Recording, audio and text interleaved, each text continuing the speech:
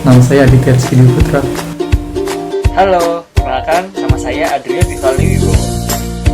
Halo, perkenalkan nama saya Akila Zikrayu. Perkenalkan, saya Dwi Pambagio Mahardika. Oke, jadi outline kelompok ini atau materi ini adalah yang pertama, Introduction to Impedance Matching, kemudian Quarter Wave Transformer, dilanjutkan dengan Impedance Matching with Smith Chart, lalu ada Admittance of Shunt Stop, dan Shunt Stop Matching. Jadi kita masuk ke bagian pertama, yaitu Introduction to Impedance Matching. Nah, impedance matching ini dia memiliki beberapa bentuk praktis yang biasa dipraktis atau digunakan, yaitu pertama ada quarter wave transformer, yaitu bentuk yang paling sederhana dari sebuah rangkaian impedance matching. Kemudian ada single stop tuners, ada lumped element tuners, dan ada multi-section transformers. Nah, ketiga bentuk yang pertama ini, quarter wave transformer, single stop tuners, lumped element tuners, dia memiliki sifat yaitu narrow bandwidth. Dan tetapi pembahasan kita di sini di luar dari multi-section transformers atau tanpa multi-section transformers.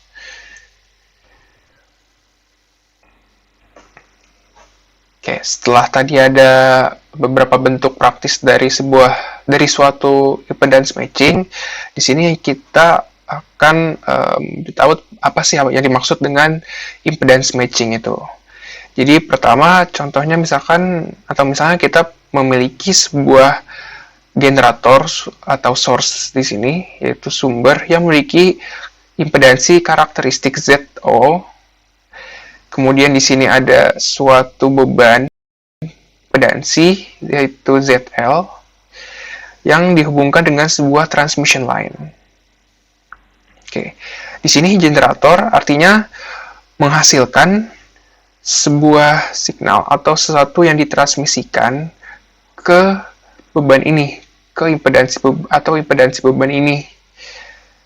Nah, tetapi adanya perbedaan impedansi antara impedansi karakteristik generator ZO ini dengan impedansi beban ini dapat menyebabkan tidak semua yang ditransmisikan oleh generator ini bisa dimanfaatkan oleh si ZL ini. Bagaimana caranya supaya itu bisa diatasi? Nah, untuk mengatasinya, kita bisa memasukkan atau menyelipkan atau memberikan sebuah network atau unit yang dinampakkan dengan matching network. Bisa dilihat seperti gambar ini, di antara Z0 dan ZL kita masukkan sebuah matching network, di mana sebuah impedansi yang berada di awal matching network ini atau impedansi Zin ini sama dengan ZO atau impedansi generator ini. Dan di sini dapat dilihat bahwa sifat yang diinginkan dari network ini yaitu memiliki kemampuan penyetelan jika terjadi perubahan load impedance. Artinya kita menginginkan berapapun nilai ZL di sini atau impedansi beban di sini dan berapa nilai impedansi karakteristik si source ini itu dapat semua dimaksimalkan ditransmisikan ke beban ini. Jadi tidak ada yang direfleksikan. Seperti itu. Nah, yaitu dengan menggunakan yang namanya matching network ini. Oke, kita lanjut. Nah, jadi kita akan masuk ke bentuk impedance matching yang pertama, yaitu quarter wave transformer. Jadi, apa sih quarter wave transformer itu? Quarter wave transformer itu yaitu sebuah rangkaian atau network untuk meminimalkan energi yang terefleksikan ketika saluran transmisi terhubung ke beban.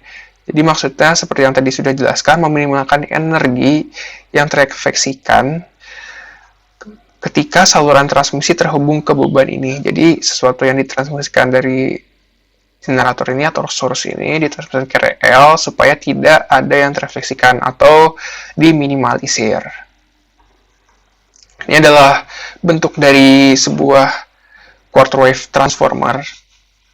di mana ini merupakan matching networknya atau matching unitnya yang memiliki sebuah impedansi ZS atau quarter wave long section lossless impedance line. Ya, sama saja dengan impedansi karakteristik dari matching network di quarter wave transformer ini. Nah, di sini kita memiliki sebuah matching network atau transmission line dengan panjang yaitu lambda per 4. Kemudian di sini kita menggunakan notasi RL bukan ZL karena dikatakan bahwa load impedance-nya atau ZL ini itu nilainya semuanya adalah real atau tidak ada komponen reaktif sehingga dia hanya benar-benar memiliki sifat resistif. Makanya menggunakan notasi RL. Dan dia ini merupakan terminasi atau akhir dari sebuah transmission line. Misalkan contohnya adalah antena, artinya di sini generator, di sini antena, artinya di sini dihubungkan dengan transmission line, antena yang tadi menerima sinyal dari generator, dia akan memancarkan sinyal tersebut. Oke, kita lanjut. Jadi tentu saja yang kita inginkan dari sebuah impedance matching network ini adalah bagaimana kita bisa mematchingkan antara impedansi yang ada di generator dengan impedansi beban atau RL ini.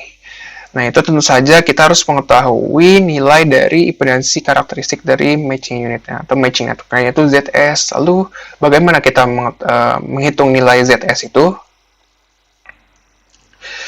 Nah, untuk mengetahui nilai ZS, kita bisa menggunakan persamaan ini yang mungkin sudah dijelaskan pada materi sebelumnya oleh kelompok sebelumnya, yaitu di mana Zin ini sama dengan Z0 itu sama saja dengan ZS dikali dengan RL ditambah J ZS tangan beta L dibagi dengan ZS ditambah J RL tangan beta L.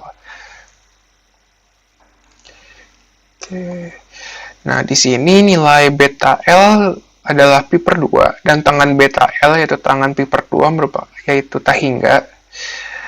Dari mana kita bisa mendapatkan beta L ini pi per 2? Jadi beta ini nilainya beta sama dengan 2 pi per lambda atau bilangan gelombang. Dan L ini adalah panjang transmission line-nya, yaitu ini adalah lambda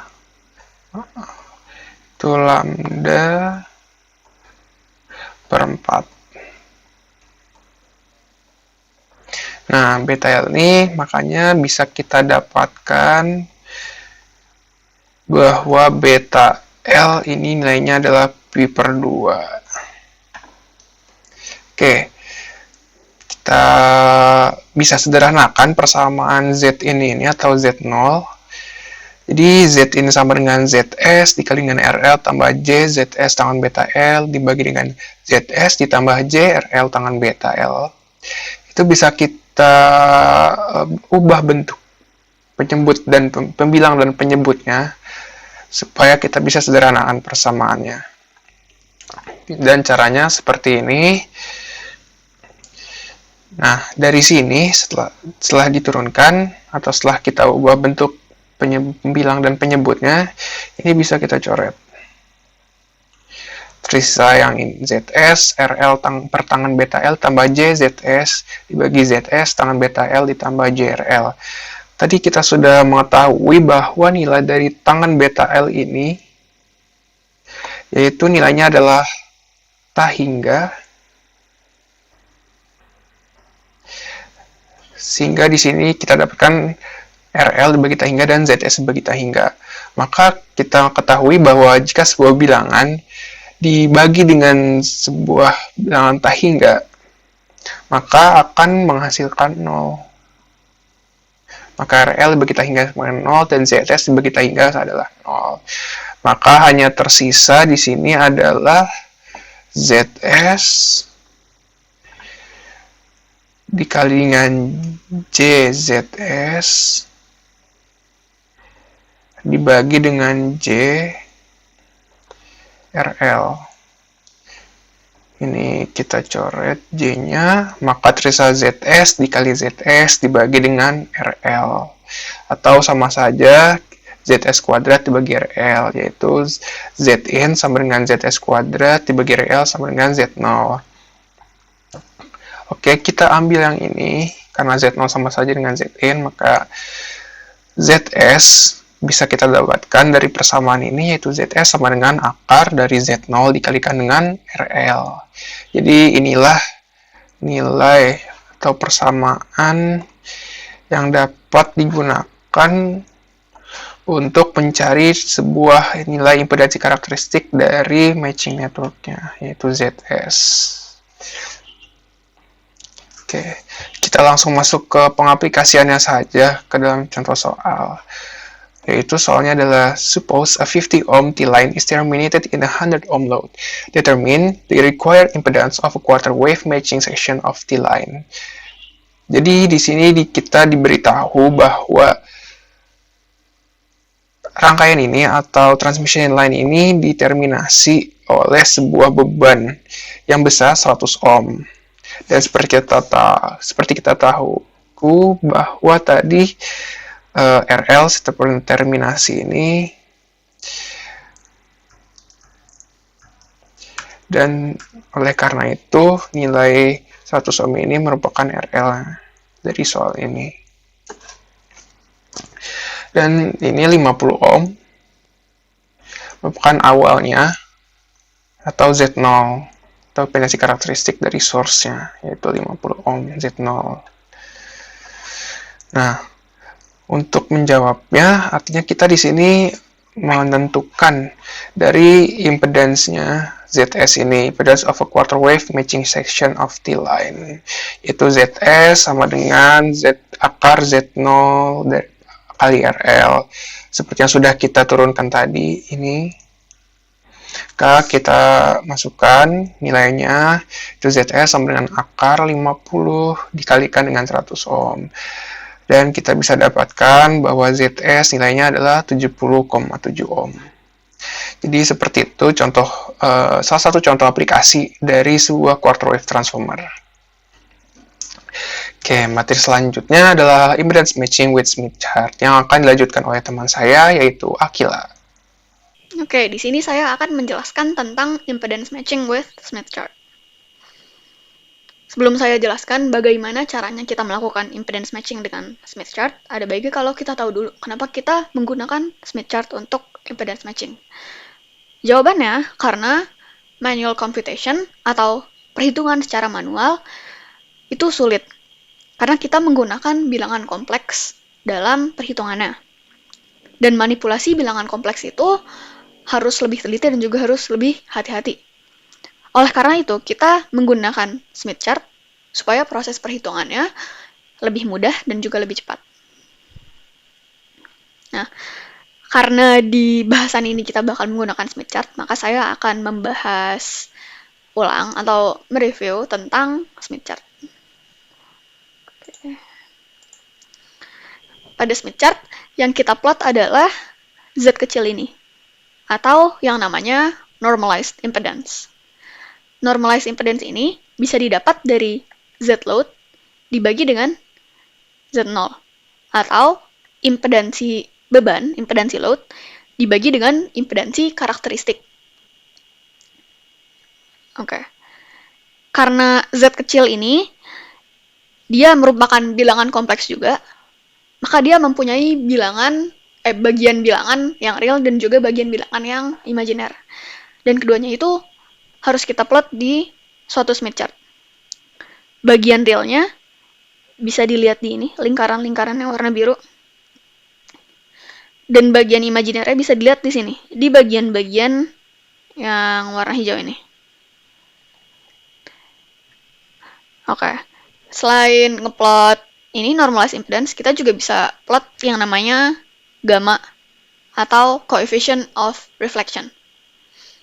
Coefficient of reflection ini didefinisikan sebagai ini, rasio dari V reflected dan juga V incident, atau rasio dari ini tegangan yang direfleksikan kembali atau dikirim kembali ke generator oleh load dengan V incident atau tegangan yang diberikan dari generator ke load.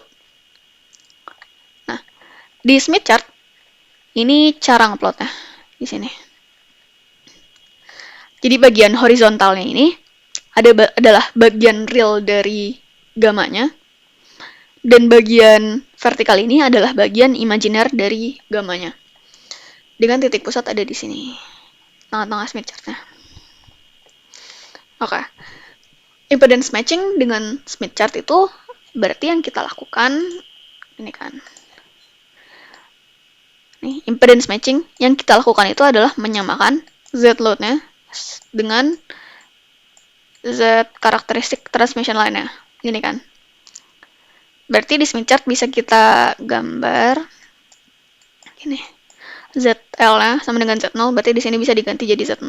Jadi Z sama dengan Z0 per Z0. Gini kan, sama dengan 1. Gini. Berarti yang kita lakukan adalah misalkan kita punya suatu normalized impedance di sini. Ketika kita melakukan impedance matching, maka yang kita lakukan adalah mengubah gini.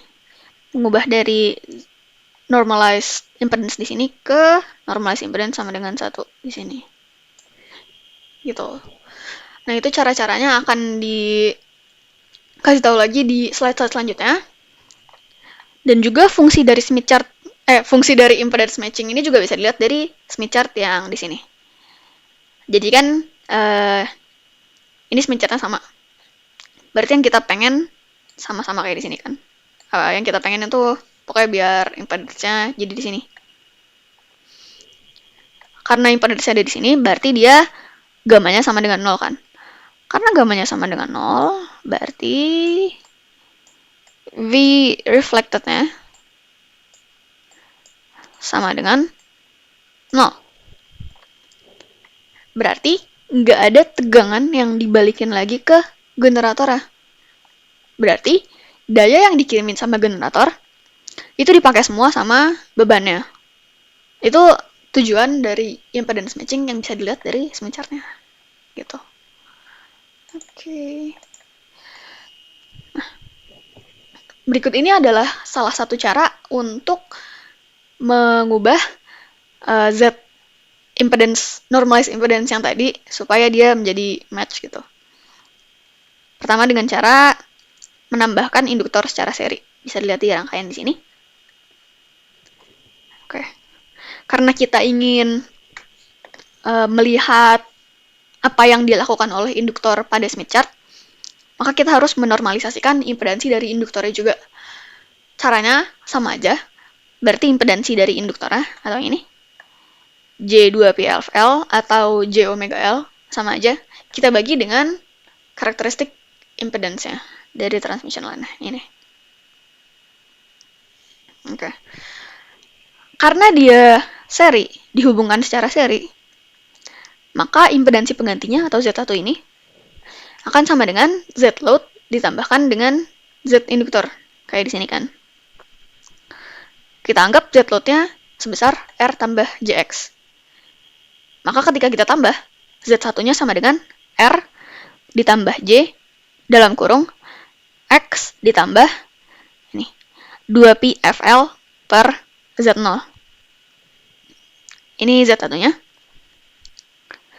Berarti bisa kita lihat di sini, ketika kita tambahin induktor secara seri, yang berubah hanya di bagian imajiner.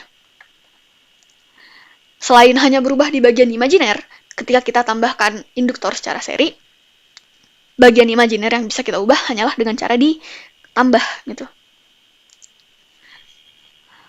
Oke. Di Smith chart, Z load yang awalnya, dia akan bergerak di constant resistance circle ya, secara clockwise. Bisa dilihat di sini. Berarti misalkan kita punya pertama di sini kan. Imajinernya di negatif. Kalau kita tambahin induktor, dia kan akan nambah bagian imajiner. berarti dia akan bergerak ke sisi positif, ke sini. Gitu kan. Sisi positif, makanya geraknya jadi clockwise. Gitu. Oke, biar nggak bingung banget, kita langsung ke contoh soalnya. Misalkan kita punya ini udah normalized inductor karena pakai Z kecil. Normalized load, sorry. Sebesar ini, 1 min J2. Dan kita juga punya karakteristik impedance sebesar 50 ohm. Ketika frekuensi yang bekerja sebesar 1 GHz. Disuruh cari berapa L-nya supaya reaktansinya kosong atau bagian imajiner jadi 0. Bisa dilihat di sini kan dia negatif. Maka kita bisa nge-nolin bagian imajiner dengan kita tambahin induktor secara seri. Gitu. Pertama kita plot dulu nih ZL ya. Normalized impedance-nya kan 1 min J2. Berarti bisa dilihat sini di yang bagian relay 1 dan di bagian imajiner min 2. Berarti mereka yang ini akan memiliki interseksi di sini kan, atau dia akan berpotongan di sini. Maka kita ngeplot ZL di sini. Terus kita pengen ubah supaya dia nggak punya bagian yang komponen imajiner. Maka kita akan gerakin ini ZL ke sini, ke 1 ini kan. Kita bisa pakai rumus yang tadi, yang ini Z1 sama dengan R tambah J dalam kurung X plus 2Pi FL per Z0. Di sini kita tinggal masukin aja apa yang kita ketahui.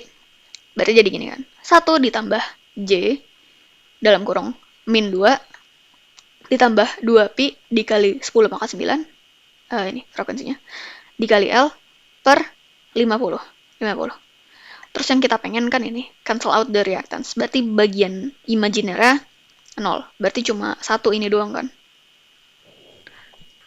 Oke, karena udah dapat begini, berarti bisa kita lihat di bagian imajinernya, di sini ada segini, di sini ada 0 kan. Maka kita samain. Ini berarti min 2 tambah 2Pi dikali 10 pangkat 9L per 50 sama dengan 0. Oke, udah dapat begini. Terus tinggal kita otak-atik lagi dan kita dapat kalau misalkan L-nya itu sebesar 15,9 nanohenry gitu. Oke. Ini cara lainnya, selain kita bisa nambahin induktor secara seri, kita juga bisa nambahin kapasitor secara seri. Bisa dilihat di rangkaian di sini. Sama kayak tadi, kita cari normalized impedance dari kapasitornya karena kita ingin melihat bagaimana efeknya di Smith chart. Berarti nih impedansi dari kapasitor yang ini nih, min J per 2Pi Fc atau min J per omega C dibagi Z0. Berarti kan sama aja kayak gini kan, sama aja kayak min J per 2Pi Fc Z0 gini. Oke. Terus karena dia seri, maka impedansi penggantinya atau Z1-nya juga tinggal kita tambahin aja. Berarti jadi sama dengan R ditambah J dalam kurung X min seper 2Pi Fc Z0. Gitu. Sama kayak tadi, kalau kita tambahin kapasitor, berarti yang akan berubah cuma di bagian imajiner aja. Dan ini cuma bakal berubah dengan cara kita kurangin. Berarti buat kapasitor ini, baiknya kita gunakan ketika Z-load awal ya. Bagian imajinernya masih positif. Gitu. Nah, di Smith chart-nya, ZL, dia akan bergerak secara counterclockwise di constant resistance circle ya. Karena logika sama kayak tadi yang di induktor. Cuma ini kan dikurangin. Makanya dia jadi kebalik geraknya. Jadi counterclockwise gitu. Oke, langsung ke soal lagi. Gini, kita punya Z load sebesar 0,3 ditambah J. ini udah dinormalize juga karena Z kecil ya. Dan kita juga punya karakteristik impedance sebesar 50 ohm. Dan dia bekerja di saat frekuensinya sama dengan 500 MHz. Disuruh cari berapa besar kapasitornya supaya reaktansinya jadi 0. Atau supaya bagian imajiner jadi 0. Sama aja, kita pakai rumus yang tadi lagi, Z1-nya. Terus kita masukin apa-apa yang kita ketahui dari soalnya. Gini kan, jadi kayak gini. 0,3 ditambah J dalam kurung 1 min seper 50 kali 2pi kali 500 kali 10 pangkat 6, 500 mega ini. Dikali C. Sama dengan 0,3. Kenapa sama dengan 0,3? Karena kan disuruhnya ini. Find C to cancel out the reactance. Bagian imajiner dari ininya kita jadi 0. Gitu kan. Kalau misalkan kita plot di Smith chart-nya, sama juga kayak tadi, berarti kita lihat dulu ZL-nya, bagian realnya kan 0,3 di sini nih berarti. Di sini 0,3. Terus bagian imajinernya J atau 1. Berarti bagian imajiner yang ini kan. Nah, di sini sama yang ini dia berpotongan di sini. Berarti ZL-nya di sana. Biar dia jadi 0 bagian imajinernya, berarti harus kita geser ke sini kan, ke sini. Supaya ke bagian real aja. Gitu. Oke, dari sini setelah kita dapat persamaan ini, kita samain lagi bagian imajinernya. Di sini kan 0, berarti ini sama dengan 0. Nih, kayak gini. Terus tinggal kita otak-atik dan kita dapat C-nya sebesar nih 0,4 picofarad. Tapi kan tadi di awal, kalau misalkan kita ingin impedance matching, nggak bisa di sini doang kan, 0,3 doang. Berarti dia masih ada refleksinya sebesar 0,3 gitu. Gamanya sebesar 0,3. Tapi yang kita pengen tuh dia kesini, ke satu di sini kan. Nah, yang bisa kita lakukan adalah dengan cara ini, impedance matching with transmission line. Jadi entah kita tambahin transmission line atau gimana gitu. Pokoknya pakai transmission line. Oke. Dari materi Smith chart juga, kalau misalkan kita tambahin transmission line, Z-load-nya tuh dia bakal bisa berputar di sini nih, di lingkaran yang jari-jarinya sama dengan Z-load-nya ini. Gini. Berarti kalau misalkan kita punya ini tadi di 0,3 tadi ini, Z-load yang ini, berarti kita bisa bikin lingkaran yang jari-jarinya sama kayak dari satu ke sini. Terus kita geser supaya dia bisa ke ini constant resistor circle yang satu ini. Nah, ini bisa kita lihat di Smith chart yang lebih detail. Jadi bakal ada ini nih, wavelength towards load kalau ke sini. Sama ada juga ke atas ya, wavelength towards generator. Itu kalau ke atas gitu. Oke. Kita langsung aja pakai contoh. Misalkan pakai contoh yang tadi nih, yang di kapasitor. Kita punya Z-load-nya sebesar ini, 0,3 ditambah J. Buat kita tahu berapa panjang transmission line yang kita pengen, kita harus tahu dulu sudut di sini itu berapa. Jadi kita bikin dari center ke ZL yang tadi, berarti ini kan 0,3 tambah J, ke tempat yang kita pengen. Tempat yang kita pengen itu pas ini, constant resistance circle-nya bernilai 1, berarti di sini kan. Sini gitu. Yang ini yang berpotongan sama yang ini. Di sini. Terus setelah kita bikin garis, kita bisa pakai sumbu gitu, diukur biasa. Kita dapat ini, tetanya sama dengan 45,5 derajat. Oke, udah dapat segitu. Terus ada satu fakta lagi yang didapat dari materi Smith chart. Kalau misalkan one wavelength atau satu lambda ini, itu berarti 2 kali rotasi di Smith chart. Berarti kita dapat persamaan gini kan. 1 lambda sama dengan 720 derajat. Terus kita tinggal pakai perbandingan biasa. Ini L1 atau panjang dari transmission line-nya yang kita pengen per 45,5 sudut ini sama dengan 1 per 720 derajat. Berarti kita dapat L1 sama dengan segini. L1 sama dengan 0,0632 lambda gitu. Oke, jadinya kita bisa tambahin nih. L1 sama dengan 0,0632 lambda. Di rangkaian itu maksudnya kayak gini. Kan dilihat tadi kan kalau misalkan dilihat di sini nih. Kalau kita geraknya ke sini, berarti dia bakal jadi towards generator kan. Makanya kita tambahin transmission line-nya dari sini ke generator gitu. L1 sebesar 0,0632 lambda. Ini pergerakannya di Smith chart, bisa lihat di sini. Anggapnya ini Z1. Oke. Ini udah ada di constant resistance circle yang 1. Berarti kita pengen buat nge-impedance match, pengen kita gerakin ke sini kan. Supaya real cuma ada komponen real ya. 1. Gitu. Maka yang bisa kita lakukan adalah nih pakai persamaan yang tadi lagi. Kita samain berarti 1 tambah J 2,28 ini ya Z1 di sini.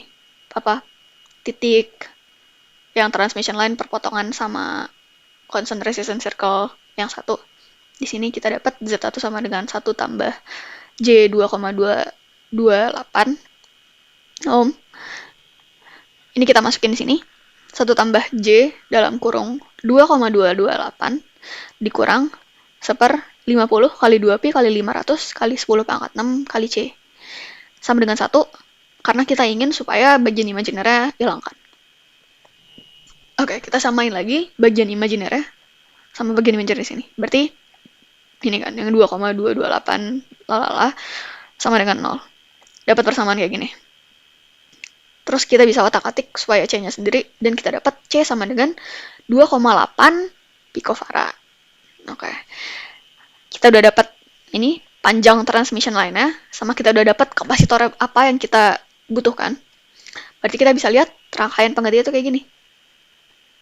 Nah, tadi kita udah tambahin transmission line, terus kita tambahin lagi kapasitor supaya dia bisa impedance match. Gitu. Berarti ini jadi rangkaian yang sudah di impedance match. Gitu. Oke, recap.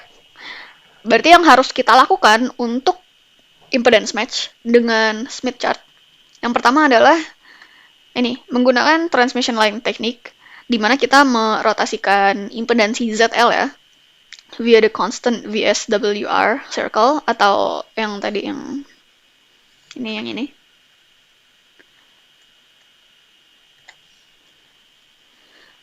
Supaya dia berpotongan dengan constant resistance circle yang bernilai 1. Setelah itu kita bisa nge-impedance match dengan cara menambahkan kapasitor atau induktor secara seri. Oke. Ini kita tambahin lagi contohnya supaya lebih dalam taunya. Ini.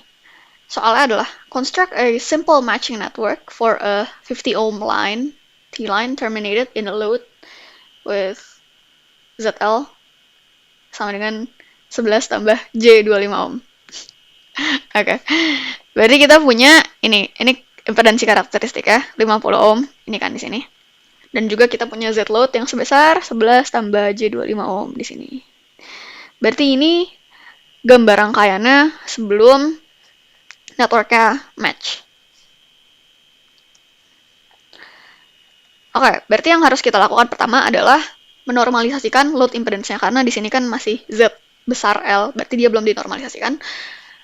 Berarti Z load sama dengan normalized load impedance sama dengan Z load dibagikan karakteristik impedance berarti 11 tambah J25 per 50 sama dengan segini. 0,22 tambah J 0,5. Lalu kita plot di Smith chart ya. Berarti kan ada di sini nih. 0,22 tuh kayak 0,2 nanti di sini. Kayak di sini. Di sini, maaf. Dan J 0,5 di sini. Berarti kita dapat setelah di sini.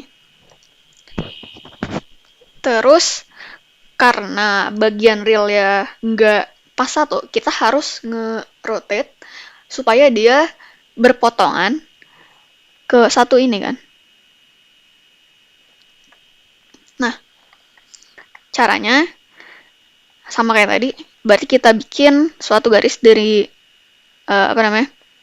dari center, dari pusatnya Smith chart ke ZL awal, terus ke titik yang kita pengen. Berarti titik di mana transmission line circle ini berpotongan dengan constant resistance circle yang satu ini. Berarti sini sama sini. Berarti kita bikin garis sini juga. Sini sama sini. Sebenarnya kalau misalkan ada di Smith chart, kita juga bisa langsung lihat. Misalkan di sini itu tuh lambdanya sama dengan segini dan lambdanya sama dengan segini. Itu bisa dilihat kalau misalkan di Smith chart yang lebih detail nih di sini. Aduh.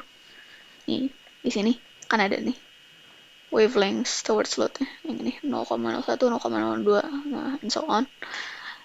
Gitu. Karena kita udah tahu lambdanya berapa, berarti yang kita lakukan bisa tinggal kita ini kan, kita tinggal kurangin. Supaya kita tahu distance-nya berapa. Di sini dia dapat 0,076 dan di sini dia dapat 0,188. Berarti bisa tinggal kita kurangin jaraknya sebagai segini nih. 0,112 lambda. Gitu. Oke, dia udah ada di sini. Terus kita pengen supaya dia gerak ke nih, bagian real sama dengan 1. Berarti yang bisa kita lakukan adalah nge-cancel out ini kan. Dari J2 dengan cancel out dengan cara ini.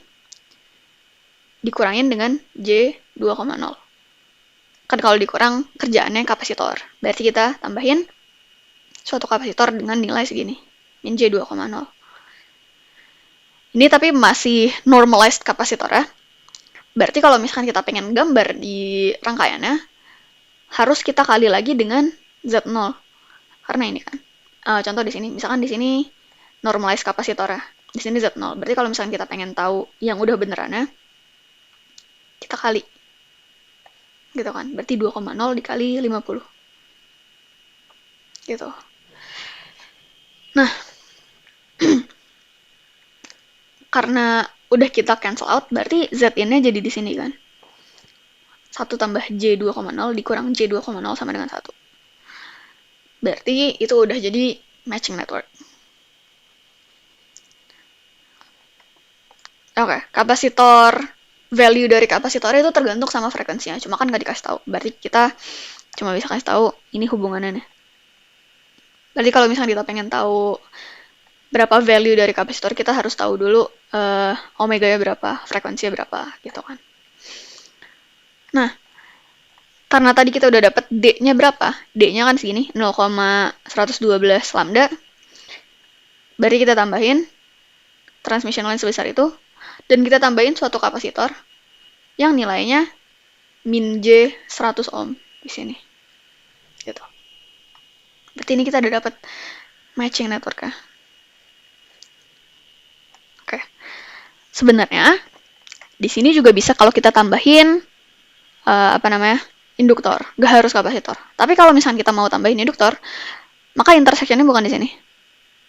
Tapi intersection-nya ada di sini. Karena setelah di sini kan dia jadinya 1 min J2 kan.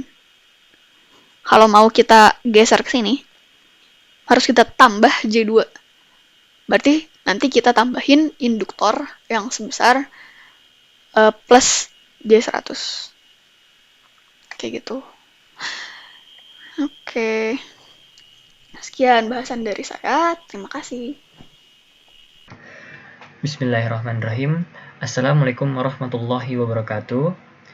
Selanjutnya saya akan menjelaskan tentang admitansi di Sunstart. Oke, admitansi sendiri ini adalah inverse dari impedansi, sehingga kita memiliki rumus bahwa sebentar. Oke. Jadi kita memiliki rumus admitansi itu yaitu Y load sama dengan 1/ZL. Nah, Y load ini YL ini YL-nya ini load, Y-nya itu admitansi sama dengan 1/ZL impedansi dari load. Nah, sama dengan C tambah IS. Nah, I-nya ini sebagai imajiner, C-nya itu sebagai konduktansi, S-nya itu sebagai sustenance. Nah, kita bisa lihat di kita bisa lihat dari diagram Smith chart. Ketika Y sama dengan ketika short circuit, jadi load-nya ini pada saat short circuit. Nah, Y-nya itu sama dengan infinity. Itu pada sini, pada saat di sini. Itu atau sama dengan tak hingga.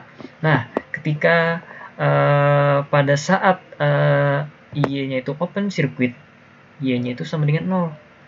Nah, Y-nya itu di sini nih. Nah, pada saat Y sama dengan Y0 atau dalam keadaan matching admittance, jadi admitansinya itu sama. Nah, jadi Y sama dengan Y0 di sini. Nah, daerah yang sebelah sini, dan sebelah sini itu merupakan daerah dari konduktansi. Nah, daerah yang sebelah bawah sini, itu merupakan daerah dari sustenance. Oke. Selanjutnya dari admitansi shunt itu ada beberapa jenis. Yang pertama yaitu paralel induktor. Nah, paralel induktor ini adalah kita bisa lihat dari gambar ketika Y1 ini, Y1 yang diparalelin dengan Y induktor dengan Y load. Nah, dari gambar ini kita harus menormalisasi admitansi yang ada di induktor. Jadi, rumus admitansinya pada induktor yaitu Y induktor sama dengan 1/Z induktor. Sama dengan Z0 per bilangan imajiner dari 2VFL sama dengan min J Z0 per 2VFL. Nah, dari para admittance ini kita mendapatkan rumus bahwa Y1 sama dengan YL plus Yin. Y1 kan Y1-nya di sini. Ketika dia masuk Yin tambah YL. Sehingga kita mendapatkan rumus Y1 sama dengan YL ditambah Yin. Yin-nya induktor, YL-nya itu load. Nah, dari diagram Smith chart kita bisa melihat bahwa impedansi load itu akan bergerak searah. Jadi konduktansinya ini bergerak konstan berlawanan arah jarum jam. Jadi dia arahnya gini, ini jarum jam, nah ini arahnya ke sana. Gitu. Selanjutnya, ini ada contoh dari paralel induktor. Oke. Contohnya kita bisa mengambil contoh bahwa ketika YL sama dengan 1 plus J ohm, kemudian ZL sama dengan 0,5 min J 0,5 ohm, dan Z0 sama dengan 50 ohm, dan ketika frekuensinya sebesar 850 MHz. Nah, yang ditanya itu coba temuin si induktornya berapa pada saat untuk membatalkan daerah dari susceptance. Nah, kita bisa membatalkan suspension itu dengan paralel induktor. Jadi kita masukin nih rumusnya nih. Tadi kan kita udah punya rumus Y1 sama dengan YL tambah Y induktor. Nah, jadi kita bisa tahu. Jadi kalau misalkan dari Y load, kita punya Y load nih. Kita punya Y load yang ini. Nah, kita bisa tahu bahwa Y1-nya itu pasti besar. Y1-nya nih pasti besar tuh sama dengan sebesar ini nih.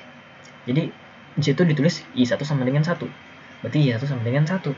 Oke. Nah, dari situ kita bisa mengetahui, kita bisa mencari Y induktornya dengan rumus ini. Ini adalah rumus dari Y induktor, yaitu 50 per 1 dikurang 50 per 2V dikali 850 dikali 10 pangkat 6 dikali L.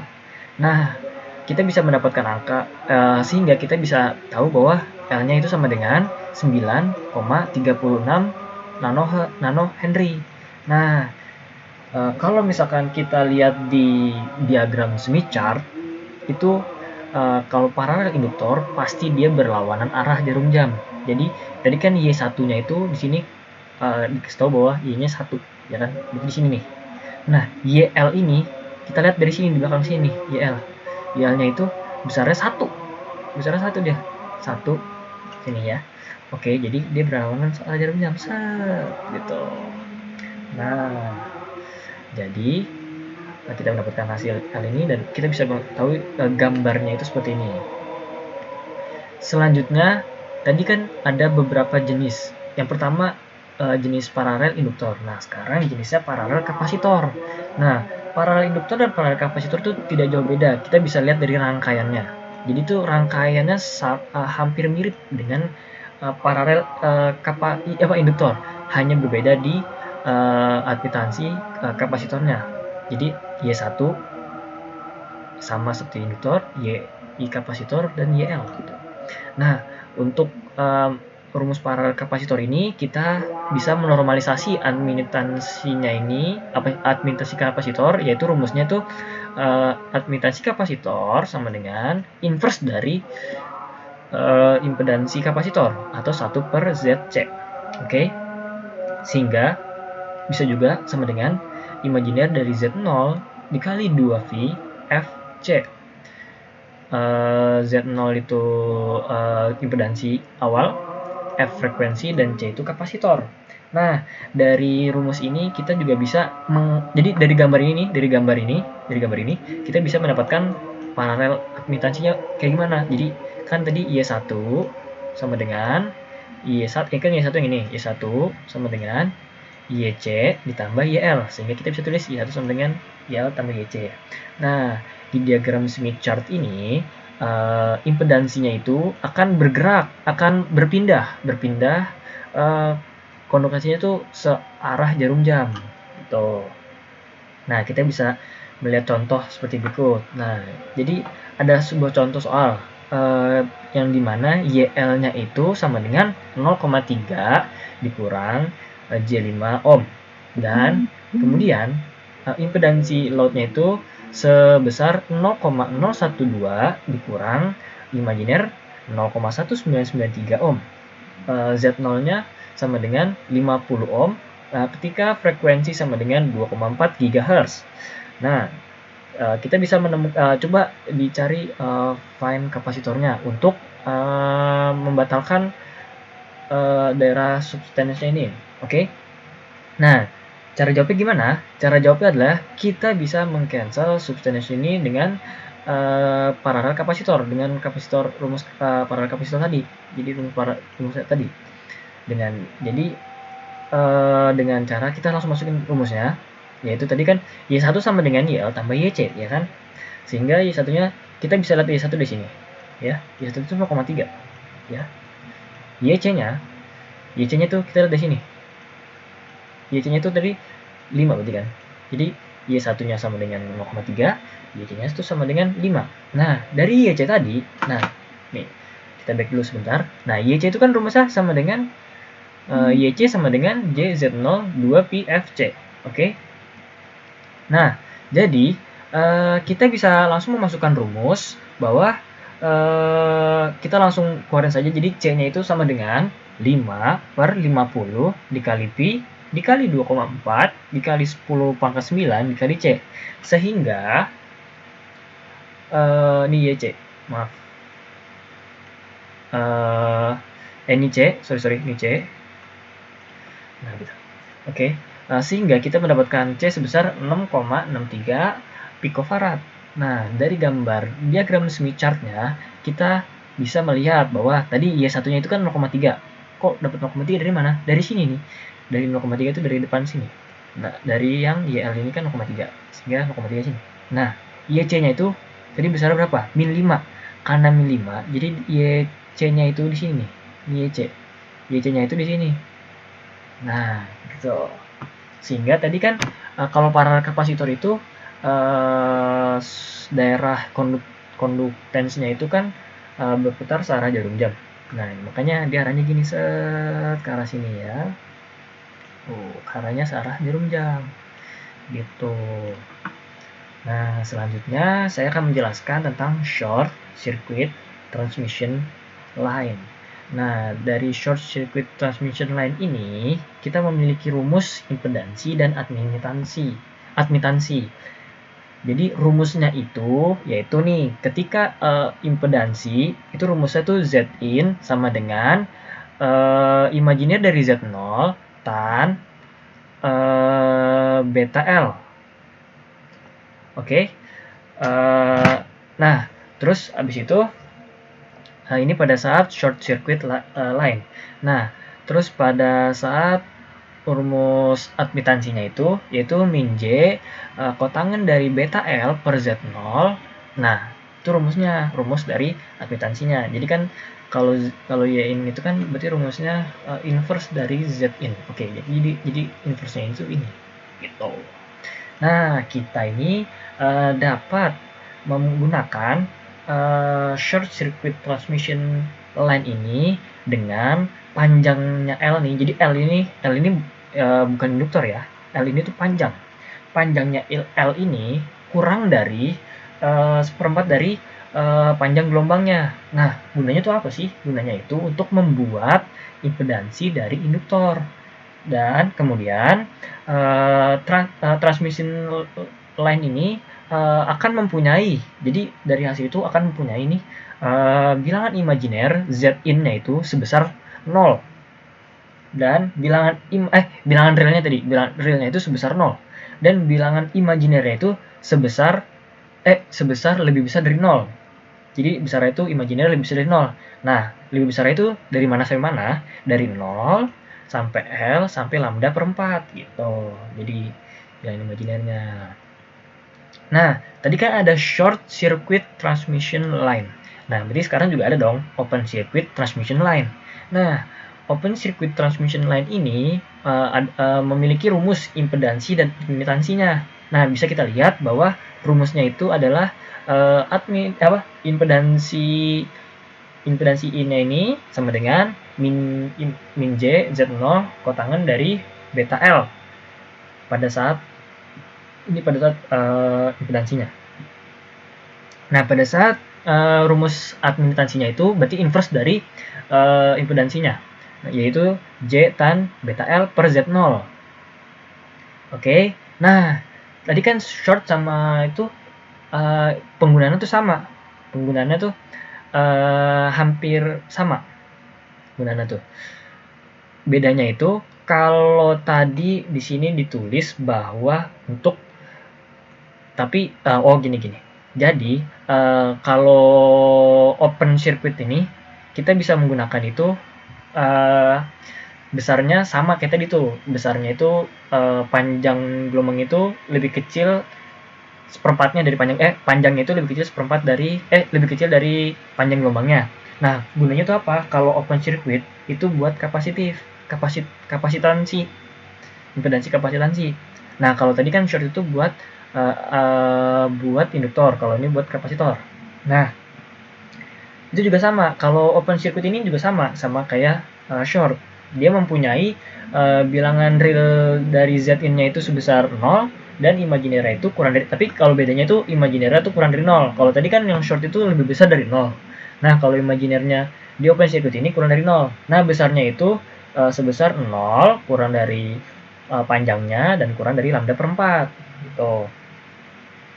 Nah, habis itu saya akan menjelaskan tentang impedansi dari kesamaan impedansi dengan parallel shunt transmission line. Nah, metode ini akan bekerja untuk impedansi apa saja di Smith chart yang dimana magnitudo itu kurang dari 1. Jadi koefisien refleksinya itu kurang dari 1 gitu. Sebagai contoh, kita memiliki soal nih. Jadi YL ini sama dengan 0,3 dikurang J 0,5 ohm. Nah, kemudian ZL-nya itu sama dengan 0,012 dikurang J 0,1993 ohm, dan bilangan dari koefisien refleksinya itu sebesar 0,6176. Nah, kita bisa menggambar Smith chart itu seperti ini. Jadi di sini kan kita menjelaskan 0,3 ya. Sorry, 0,5 kan. Jadi kita YL-nya itu berarti sini 0,5. Oke. Kan 0,5. Nah, dari sini kita tarik garis nih. Jadi kita kan pasti titiknya itu dari 1 ya. Titiknya itu dari tengah. Nah, dari tengah ini kita menggunakan jangka. Nah, kita buat lingkaran, membuat lingkaran. Nah, 0,3 itu kenapa sih 0,3? Kenapa di sini titiknya? Karena yang pertama dia tuh 0,3 sama 0,5 kan. 0,3 itu garis yang ini nih. 0,3 itu garis yang ini 0,3. Nah, 0,5 itu garis yang ini. Set. Gitu. Nah, kan kita punya titik X di sini kan. Berarti ntar kita tarik lingkaran nih. Kita pakai jangka buat ini buat jangka. Nah, sehingga kita memiliki titik di sini nih, ya. Kita buat punya lingkaran gitu, sehingga nih kita next. Nah, sehingga tadi kan kita punya titik sini nih. Nah, pasti kan di sebelah sini juga ada yang berdempetan 3 garis itu kan. Nah, yang berdempetan 3 garis itu dinamakan Y1 gitu. Jadi dari gambar itu kita bisa mendapatkan YL dan Y1. Nah, Y1-nya itu besar. Jadi sehingga ketika kita udah punya YL, udah punya Y1. Nah, kita bisa tarik garis nih dari titik yang tadi, titik pusat tadi, kita tarik garis sini sama tarik garis sini. Nah, dari garis itu kita mendapatkan sudut kan akhirnya. Mendapatkan sudut. Nah, besar sudutnya ini sebesar 71,57 derajat, atau besarnya itu sama dengan 0,0994 lambda gitu. Nah, kenapa bisa dapat situ? Itu kita menggunakan rumus impedansi matching with transmission line equation. Jadi rumus dari perhitungan impedansi matching transmission line gitu. Nah, terus habis itu tadi kan kita udah punya YL. YL-nya itu ke arah Y1 kan? Gini, set ke arah sini kan. Nah, habis itu Y1 ke arah Y2 gitu. Jadi kita membawa admitansi itu ke tengah Smith chart itu sebesar Smith chart itu sebesar J min J 1,571. Tadi kan kita dapat Y1 nih di sini kan, Y1-nya tadi. Nah, habis itu tapi kenapa min? Karena di bawah. Jadi min. Jadi ada minnya nih. Ya. Terus min J 1,571. Nah, itu Y1 itu sebagai YSC. Nah, dengan menggunakan rumus impedansi matching with perhitungan impedansi matching, kita bisa mendapatkan panjang garisnya. Nah, panjang garisnya itu bisa menggunakan rumus ini, ZSC sama dengan ZSC per Z0 sama dengan I tan beta L. Nah, ini kan impedansi. Nah, kita bisa menggunakan rumus admitansi karena bisa karena kita kan dari tadi menggunakan Y. Nah, kita harus mengubah ZC ini menjadi SC, menjadi YSC. Nah, sehingga rumusnya itu menjadi min I 1,571 sama dengan 1 per ZSC gitu ya. Nah, YSC-nya kan kita udah punya nih, min 1,571. Nah, kita masukin nih, kita masukin, dan tadi kan rumus ZSC-nya itu kan rumus ZSC kan ini, sehingga kita bisa YSC-nya masuk dan ZSC-nya masuk nih, jadi kayak gini kan ya. Sehingga dari rumus ini kita bisa mendapatkan bahwa beta L sama dengan 2PL per lambda sama dengan 0,5669. Nah, dari sini kita bisa mendapatkan L. Kita bisa mendapatkan L sebesar 0,0902 lambda gitu. Sehingga gambar dari impedansi matching ini yang paralel itu gambar seperti ini. L1 tadi kan kita dapat 0,00994 yang berasal dari sudut yang dibuat dari Y1 sama YL. Besarnya segini, ya kan? Nah, L2 ini kita gunain dari rumus YL ke Y1 ke Y2. Nah, kita bisa mendapatkan L2-nya segini, gitu. Nah, terus habis itu kita tadi Y2-nya kan ini 1, Y-nya itu kan 0,3 plus J 0,5. Tuh. Nah, jadi karena ini penjelasan terakhir, demikian penjelasan dari saya. Kurang lebihnya mohon maaf. Wabillahi taufiq wal hidayah. Wassalamualaikum warahmatullahi wabarakatuh. Assalamualaikum warahmatullahi wabarakatuh. Selamat siang, selamat sore, atau mungkin selamat pagi, selamat malam untuk teman-teman semua. Yang terhormat kepada Ibu Prof. Yuli selaku dosen elektromagnetika. Oke, pada kali ini saya akan membahas subbab mengenai shunt-stop matching yang sebelum-sebelumnya teman-teman saya telah menjelaskan mengenai impedance matching. Di mana impedance matching ini terdapat subbab impedance matching itu pengertiannya apa, terus Smith chart dengan menggunakan Smith chart itu gimana, dengan menggunakan admitansi pada Smith chart itu seperti apa. Oke, pada kali ini saya akan menjelaskan mengenai shunt-stop matching. Oke, perkenalkan, nama saya Aditya Rizky Dewi Putra dengan NPM 180619782. Oke, kita next. Jadi kita mulai dengan pengertian shunt-stop. Oke, pengertian shunt-stop itu atau yang biasa dipakai atau turning stop itu merupakan segmen dari suatu transmission line atau saluran transmisi di mana segmen itu akan berbentuk open-ended atau short-ended, di mana ini bertujuan untuk mendistribusi daripada impedansi matching tersebut. Oke, jadi biasanya function dari shunt-stop ini itu digunakan dalam rangkaian microwave atau UHF. Biasanya itu digunakan untuk mereplace atau mengganti nilai daripada induktor dan kapasitor dengan nilai suatu diskrit gitu. Terus biasanya pada rangkaian antena, terus biasanya pada frekuensi selective filter, resonansi sirkuit untuk UHF electronic oscillator dan radio frekuensi amplifier. Oke, mohon maaf. Lalu bagaimana cara kerja dari shunt-stop ini? Sebenarnya shunt-stop ini merupakan suatu metode untuk menghitung dari menentukan stop dari transmission line. Oke. Dengan cara apa sih menggunakannya? Kalau dari sebelum-sebelumnya sudah membahas Smith chart, berarti kita di sini menggunakan desainnya dari stopnya ini menggunakan Smith chart, oke?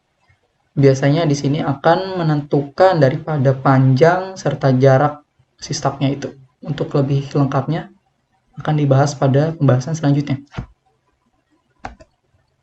Oke, pada pembahasan ini kita bisa lihat, oke, di mana terdapat rangkaian transmisi atau rangkaian saluran transmisi di sini tuh. Ini tuh belum di match karena apa? Si generatornya ini langsung berhadapan dengan ZL, oke? Ini namanya unmatched atau limited matching ya. Oke. Nah, ini baru yang dinamakan matching atau shunt-stop matching, di mana di sini terdapat stopnya. Ini stopnya. Dia jadi point of pemisah antara si ZL dengan source-nya. Bukan pemisah sih sebenarnya, ya sebagai stopnya. Terus di sini dia biasanya menentukan daripada length L dan length D. L-nya itu jarak, L-nya itu panjang dari stopnya, dan D-nya itu merupakan jarak antara stop dengan beban. Oke. Nah, ini rangkaian ekuivalen dari sirkuit shunt-stopnya. Terdapat impedansi 0 atau impedansi intrinsik, lalu terdapat nilai daripada reaktansi dan nilai admitansi. Admitansi ini digunakan untuk mempermudah perhitungan daripada shunt-stop ini. Yang biasanya rangkaiannya dalam keadaan paralel, dan biasanya kalau paralel itu menghitungnya dengan cara 1 per 1 per, itu ya, 1 per berapa. Jadi untuk permudah kita menggunakan akwitansi. Kita masuk kepada kind of sunstop. Jadi di sini sunstop itu dibedakan menjadi 2. Itu berdasarkan kompleksitas dari sirkuitnya sunstop. Kita berdasarkan ini dulu ya.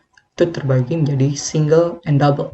Single itu stopnya berada hanya ada satu aja gitu, di transmission line. Kalau double ya ada 2 transmission line, ada 2 stop transmission line itu. Lalu berdasarkan topologi sirkuitnya itu dibedakan menjadi series paralel. Kita lanjut ke berikutnya. Oke, di sini ada single stop design, di mana single stop design ini dia hanya memiliki satu stop design saja, yang biasanya berbentuk open atau short circuit dari sepanjang saluran transmisi yang bisa dihubungkan secara paralel atau series dengan main line ya, main atau saluran transmisi utama gitu kan. Dimana ini untuk memperoleh nilai impedance matching. Oke. Biasanya di single stop design ini akan berbentuk T-line gitu ya. Ini T-line, ini bentuk T-nya. Itu biasanya dia dari source menuju load. Nah, ini terdapat T-line-nya. T-line segment. Oke, T-line segment di mana T-line ini mempunyai suatu nilai real yang sama dengan source-nya.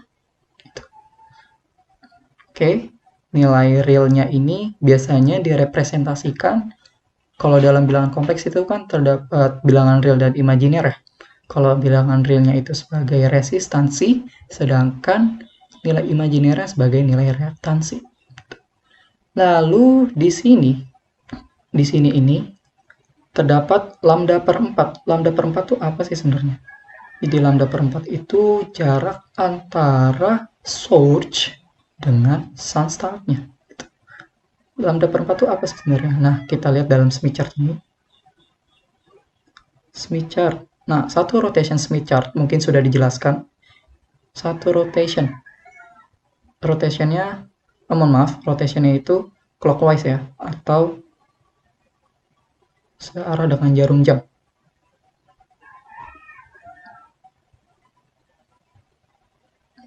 Searah dengan jarum jam. Searah dengan jarum jam begini ya. 360 derajat. 360 derajat. Oke, 360 derajat menghasilkan 0,5 lambda. Mohon maaf tulisannya rada jelek. Nah, jadi satu rotation clockwise dari Smith chart single stop design itu bernilai 0,5 lambda. Lalu, kenapa harus ada single stop design? Berawal dari dimana matching yang komponennya dijadikan satu atau lump elements. Dimana pada lump elements ini impedance matchingnya itu tidak selalu mungkin itu dapat direalisasi dengan baik gitu ya. Maka dari itu dibuat single stop design dengan solusi sebagai berikut, di mana bagian dari sunstop itu atau bagian itu bisa open atau short transmission pada suatu saluran transmisi. Itu stopnya. Itu setiap stopnya bisa kita variasikan berdasarkan topologinya, yaitu series ataupun paralel, di mana ini bisa menentukan nilai D. D itu dari jarak antara beban dengan stop, dan L itu panjang daripada stopnya. Ini L-nya. Nah, ini L. Ini bentuk series open. Ini kedua gambar ini berbentuk series open dan series open, ini series open dan ini parallel open. Oke, kita lanjut. Kita masuk ke double stub design. Double stub design ini sebenarnya konsepnya hampir sama dengan single. Hanya saja dia mempunyai 2 stub di sini ya. Mempunyai 2 stub, dia bisa disusun secara paralel dan seri. Dan di sini yang membedakan yaitu adanya jarak. Oke, jarak antara stub 1 dengan stub lainnya yang direpresentasikan ini sebagai lambda per 8. Lambda per 8 ini nilai daripada Smith chart-nya ya. Sama Smith chart pada double. Ini bernilai 0,5 juga. 0,5 lambda. Mohon maaf, jelek sekali. Oke. Lalu di sini terdapat circle hijau ya, circle tambahan. Ini biasanya nanti kalau dalam pembahasan soal, ini merupakan unit spacing circle. Saya sulit untuk menuliskannya. Makanya unit spacing circle. Kenapa di sini posisinya? Karena dia lambda per 8. Itu ya. Ibaratnya kalau misalkan 1/8 berarti dia berada di posisi 90 derajat. Kalau 2/8 dia berada di posisi 180 derajat di sini. Kalau 270 derajat berada di sini atau 3/8 lambda dan satu rotation ya 4/8 yang menghasilkan 0,5 lambda. Oke, munculnya dari double step design ini karena kekurangan dari single step. Oke, kekurangan dari single step di mana dia tuh hanya mencari D dan L hanya satu, yaitu sebagai parameterisasi. Artinya itu kurang untuk menjadi parameterisasi dari saluran transmisi, gitu ya. Lalu solusinya dari double step design ini dia tuh bisa memfiksasi posisi stub yang benar dan yang baik itu gimana.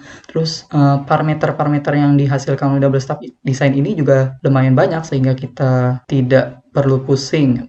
Karena semakin banyak parameter sini semakin mempermudah dari penentuan transmission line yang baik atau saluran transmisi yang baik itu seperti apa gitu. Oke. Kita ke selanjutnya. Nah, di sini terdapat prosedural dari bagaimana cara kita mendesain suatu sun stub ini atau mendesain suatu stub dengan yang baik. Biasanya atau untuk mempermudah penghitungan kita menggunakan Smith chart.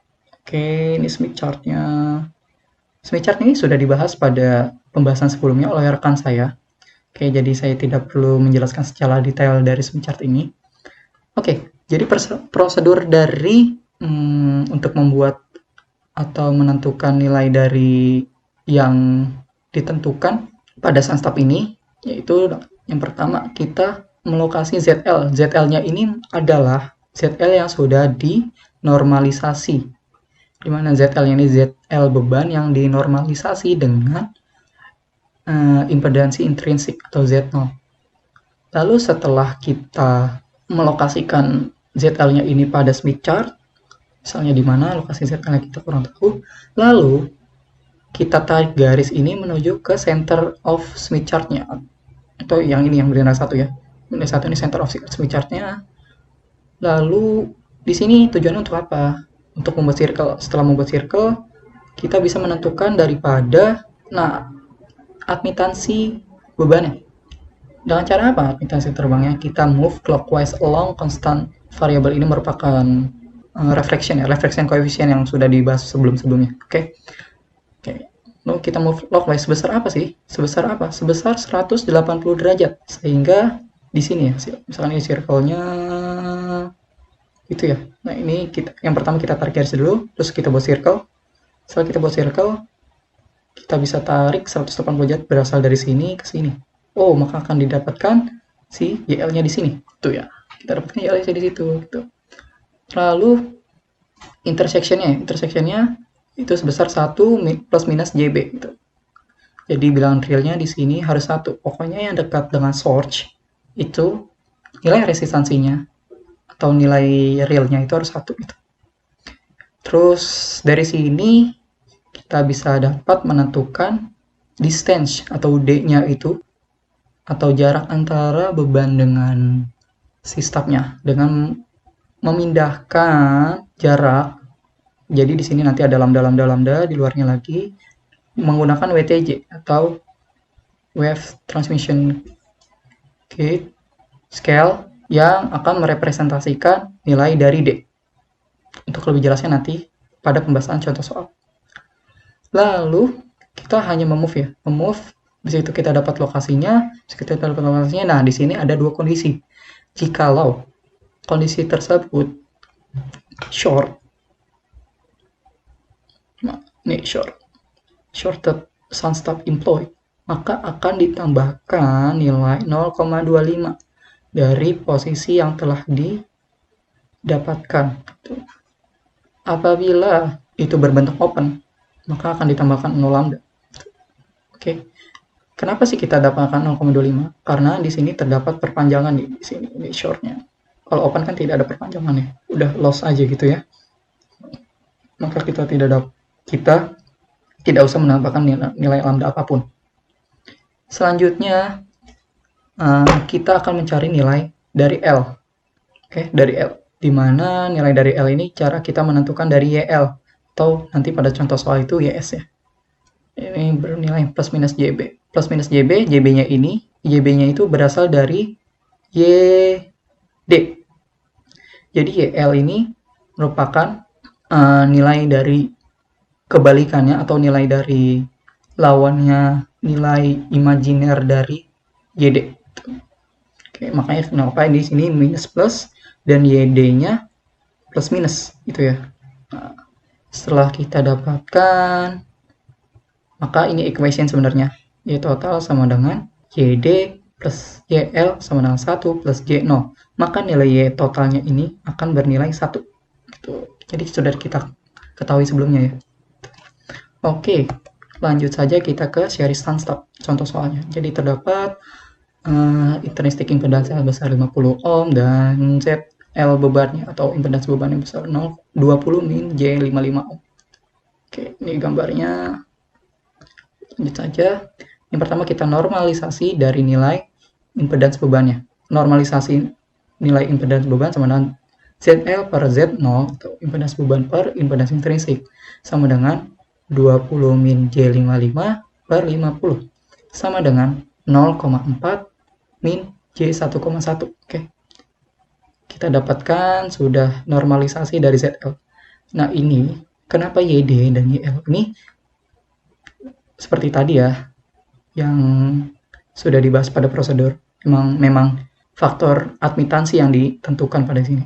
Karena apa? Untuk mempermudah ya. Karena apalagi ini paralel ya. Paralel itu kan kalau ngitung satu per gitu ya kalau misalnya ditambahkan gitu. Maka dari itu agar lebih mudah kami menggunakan YD. YD itu kan seper Z. Nah, gitu. Oke, lanjut kedua untuk mencari nilai YL-nya. Itu dengan pertama kita menggambarkan SWR standing wave ratio. Ini standing wave ratio ini merupakan wave yang konstan gitu ya. Yang biru ini. Nah, ini wave konstan, terus kita dalam YL, kita tarik garis ke tengah. Set. Nah, ini. Kita tarik garis sampai keluar, maka didapat lokasinya pada 0,112 lambda. Oke.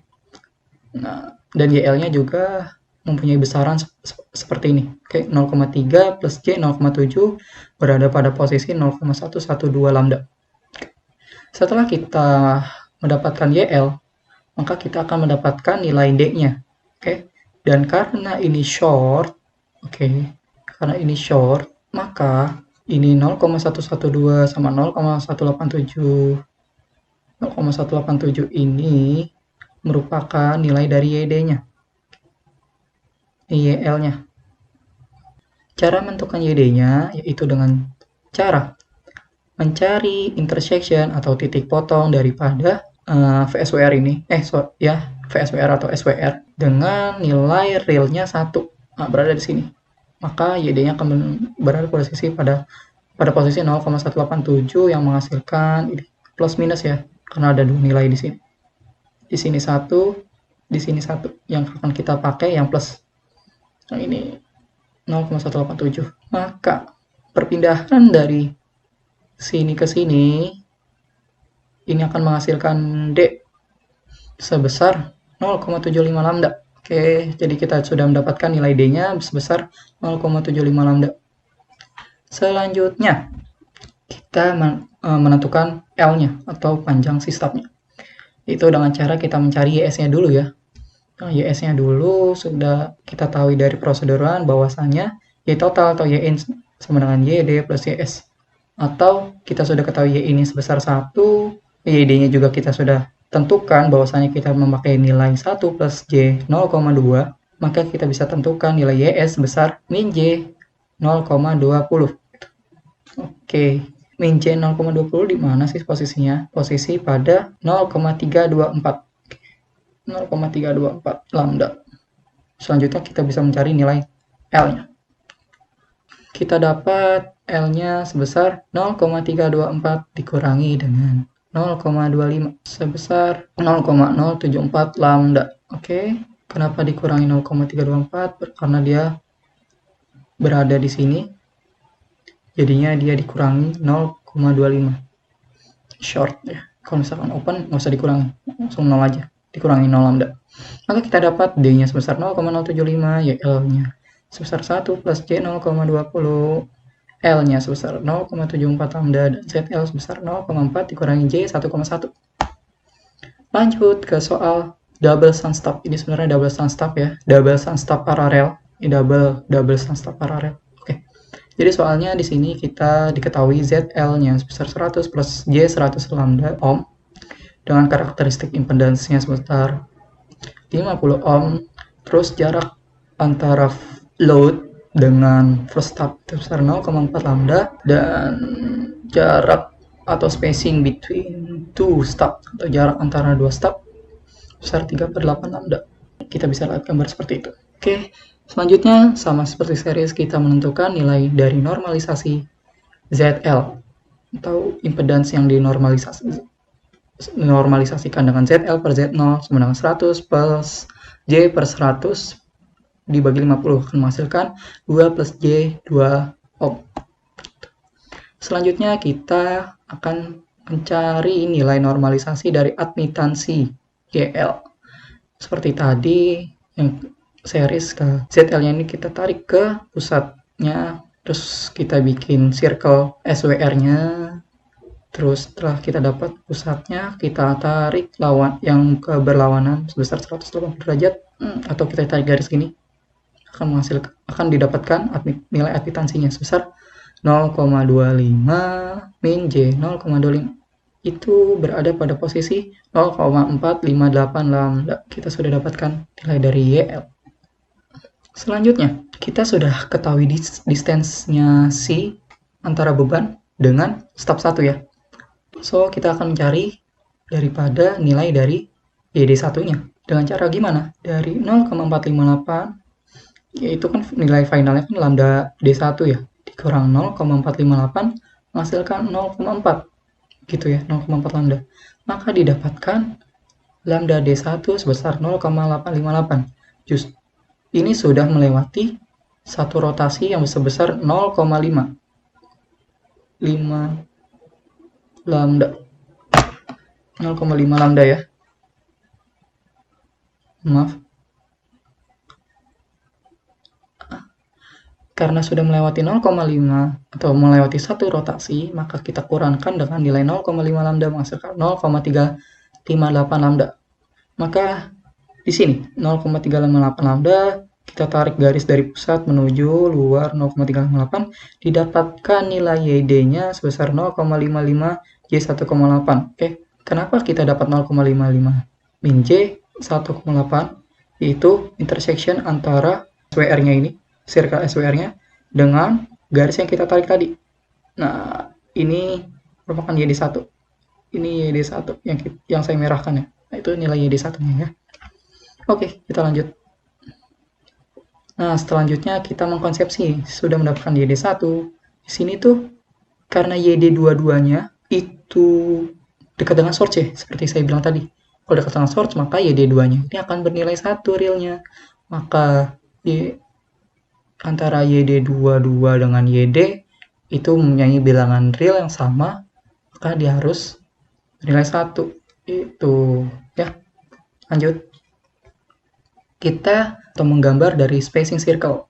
Seperti yang Anda sudah lihat, ini terdapat lingkaran biru.